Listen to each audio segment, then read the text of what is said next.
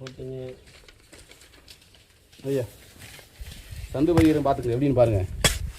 ஒரு சிலர் பதிவாங்க, இங்கிட்டு பதிவாங்க, அங்கிட்டு உடையும், அங்கிட்டு பதிவாங்க, அங்கிட்டு உடையும், அப்போல்லாம் பதியக்கூடாது. பார்த்தீங்களா கையை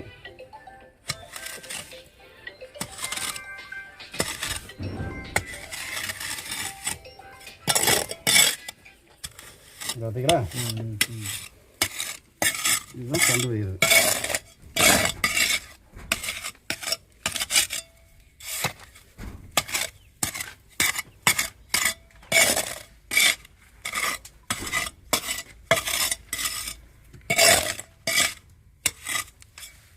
இது பண்ணிட்டோம்னா இந்த பக்கம் போகும்.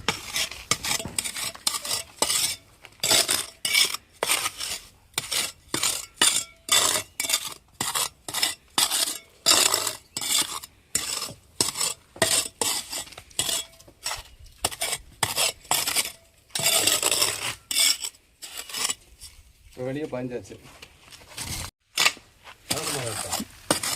விளக்க மாதிரி தப்பான தண்ணி, விளக்க மாதிரி தப்பா தண்ணி, விளக்க மாதிரி தண்ணி.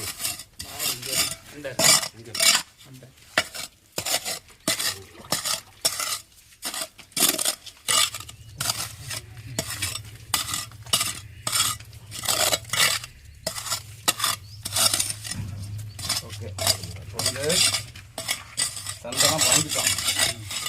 அடுத்து என்ன செய்யணும்? தண்ணி ஊற்றி அலசி விடணும். இங்கே விளக்கமாக இருக்கு.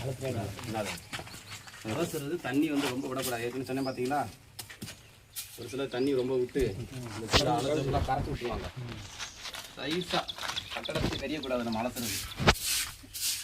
அலசுறது கட்டடத்துக்கு தெரியாமல் முடிச்சு போயிடணும்.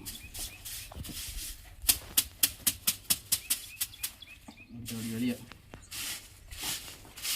செங்கல் தெரிகிற மாதிரி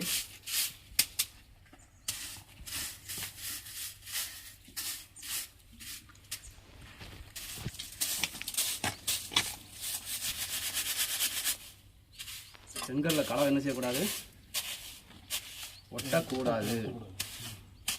செங்கல் வரி தெரியல. ஆமாம். சரி, அடுத்து என்ன சொன்னேன்? கோடு போடணும்.